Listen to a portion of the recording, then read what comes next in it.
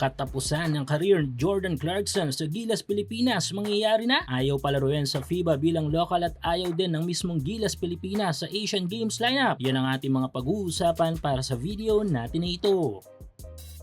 So nitong mga nakaraang araw ay napag-usapan nga natin ang tila pagkakaroon ng hidden issue ng mismong FIBA Federation sa ating national team. Dahil nga sa matagal ng request na maging local ang ating NBA kababayan na si Jordan Clarkson ng SBP ay hindi pa rin napagbibigyan hanggang sa ngayon. Kahit pa nga ang mismong NBA ay kinikilala na si Clarkson bilang isang legit Filipino player. Even nga ang FIBA ay kinikilala na si JC bilang Pinoy dahil nga yan sa mayat-mayang post nila ng mga highlights ni Clarkson sa kanilang mga social media account. Kaso yun na nga hindi pa rin binibigyan ng consideration ng kaso ni Clarkson. Kaya naman kahit nga 100% willing na lumaro para sa bansa si Clarkson ay hindi nga ito matupad-tupad dahil nga nakakategorize siya sa naturalized player. Dahil dito ay palabo na makita natin muling masuot ni Clarkson ang jersey ng ating pambansang kupunan. Suportahan ang iyong paboritong kupunan sa NBA, PBA, MPBL, FIBA at iba pang mga basketball league sa Asia. Para malaman ang mga available na promo at offers, gamitin lang ang promo code na PLAYW1X.